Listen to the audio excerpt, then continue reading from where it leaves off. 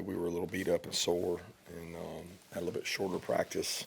Late game Saturday, not good sleep Saturday night for the players. But then today was really good. So I thought today was one of our best Tuesdays we've had.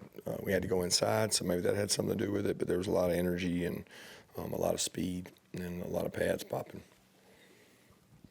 Hey, Coach, whenever you evaluate the job that Nate Frazier has done this year, kind of where do you feel he's made the most strides in this young stage of his career? What are some areas you still like to see him improve? Well, first of all, I think he's very mature. He came from arguably probably one of the best programs in all the country with Modern Day. I mean, they have put out more players and won more national championships of high schools than anybody. So, I mean, he's a kid that's very mature, knew exactly what he wanted, and I think our national exposure helped us recruit him. But he didn't he didn't come in like everybody else. He came in May or June, and that's hard to do. It's not particularly hard for a running back to play as a freshman, but I don't, he didn't come in. The last guy I think maybe was Swift, because Swift went to a private school and didn't come in mid-year, came in the summer. And Nate's picked things up really quick. He's talented, he's conscientious, and just been really pleased with his overall work ethic. Kirby, you mentioned Nitro practicing really well and that leading to his opportunities on Saturday. Is a taste of game action the kind of thing that can lead to even better practices after that? And how have you seen Nitro respond? Yeah, I mean, Nitro's responded well. He's worked hard. He had a good practice today. I think he gained some confidence from that because he went against a really good defense, 3 possessions or something and a half, and that's tough. You want to get snaps, but I mean, we're not counting on anything. We want to go play well, and to do that, we got to practice well, and we did today. Kirby, what led to the tight end production the other night in the passing game? Were there particular matchups that you guys liked going in? No. I mean, people always ask about that. I mean, our offense is not built to say, we're going to throw the ball to this guy all game. No, it's what they play. And so if they play split safeties, ball's going to go here a lot. If they play single high, it's probably going to go here a lot. If they play quarter halves, it's going to go there a lot. If they blitz a lot, it's going to go here. I mean, Carson's he has full field reads, progression reads, and it just dictated the ball went there some, And I feel like every game our tight ends are part of the game plan. It just worked out better in this one where they made some plays. Yeah, about Carson coming off a game where he played as well as he did on Saturday. What have you seen him do and continue to do in practice since then? Same thing he does every Monday and Tuesday. There's been no difference in Carson. So Carson's been consistent all year to me in terms of his practices, his habits.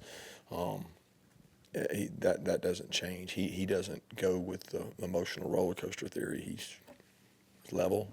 He practices his technique right. He puts us in the right plays. He gets the game plan ready. He studies the defense.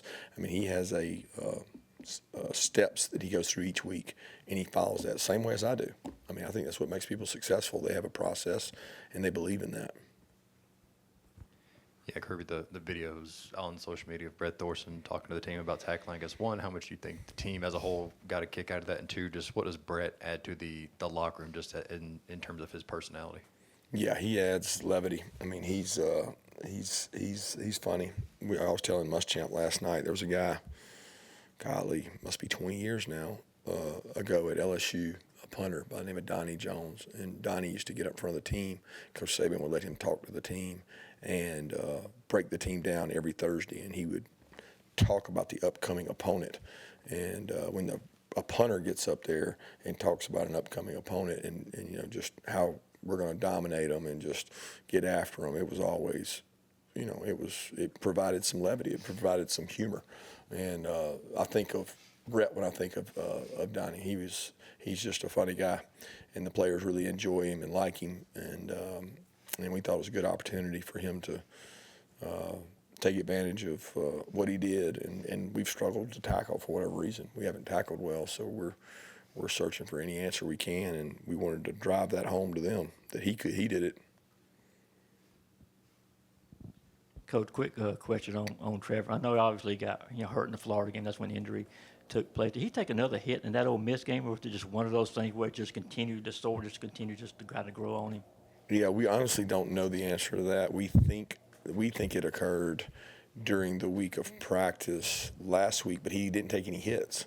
He was black shirt, not taking hits. He was running a route and he felt something in there when he planted and pushed. So, we don't know. I assumed it was probably during the Ole Miss game, but he didn't complain of any pain. He didn't complain of any soreness. We didn't re-X-ray, and he felt good. He went out to practice Monday, felt good. He went out to practice Tuesday, and then something happened in Tuesday, but it would have been non-contact because he wasn't getting touched, and that's when we checked it, and that's when we found it. So, but we still hope we can get him back soon. Kirby, what has Branson been able to do so far this week? Yeah, he's running. I think I'm saying this right. He started to cut yesterday, and he's cutting. He did not do anything with us, but he did do a lot of running. He hit good speeds. He's getting his confidence back, planning and cutting.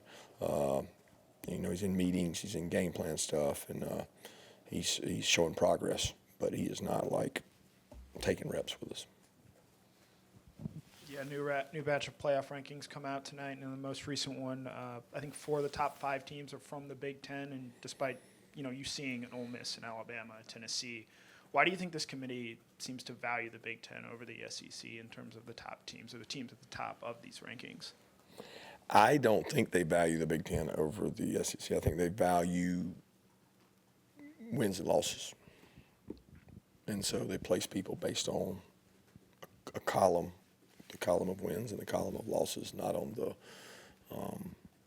the eye test of going to watch them play and see them and see who they play. I just don't think they base it on wins and losses. I don't think they say, well, this is better than that. They just say this record's better than that, and that's the most simple way to do it. It's not necessarily the 12 best. So, but we'll see what happens. I'm not worried about it much. I got to worry about our team and what we got going on. Kirby, you said what you did about the playoff the other night. After the Texas game, you were kind of, upfront about what you thought about the officiating, and it seems like you're more willing to kind of say stuff and put yourself out there. Is that a conscious decision? Did Claude rein you in, and him not being here do something, or what? Or what? No, I don't think it's any different. I don't really know that I had a lot to say the 2 years previous. I mean, there wasn't a lot there. The year that we were 14-1 and 15-0, there's not a lot of complaints. There's not a lot to fight for. You take care of business on the field, handle your business. You don't have to say a lot of things. I mean, that was a pretty unique situation if you're referring to Texas. I mean, I don't know that I've ever been a part of anything like that. And I wasn't upset with them. I just didn't understand. Like, I've never seen that happen. But I would have said that any year. I don't know what else you're referring to in terms of stepping out. I just, want to fight for my team and fight for our program because I think we got a deserving group of young men who work really hard, and I'm sure every coach would fight for their guys. Yeah, Coach, if it seems like it's going to be a wins and loss column type of discussion, or at least boil down to that at some extent, what is the incentive for programs like yours to schedule out-of-conference games like you have? Texas and Notre Dame just scheduled one, too. Just, I guess, the happiness of our fans. That's the incentive, right? Because fans want you to be in the playoffs, but they sure don't want you to play cupcakes. They want you to go play, quality opponents. And I like the home. I mean, going and scheduling a great team and going to play somebody in a neutral site game, a kickoff classic. I love all that stuff. So I want to do as much of that as I can. But I don't know. We'll see where all this stuff goes, guys. I don't think you can sit here right now not in the middle of it, but maybe 3/4 the way through it and truly judge it. And we all knew when they started this new process, guys, we knew that the argument would be 10, 11, 12, 13, 14, first out. It's just, it seems so much bigger than your first out in basketball because there's 64 in, so like nobody really cares when it's 65. When it's 12, 13, 14, it just seems so big, just like the fifth team used to be. But see what happens. I mean, everybody gets a chance to go on the field and play. That they need to really decide what they want, though, and that's the frustrating thing because it's record-based or it's quality of opponents. It's hard to say that you shouldn't have a strength of schedule factor in there. Just got a quick question, not related to the game or the team per se. You had a summer hire, Mark Robinson.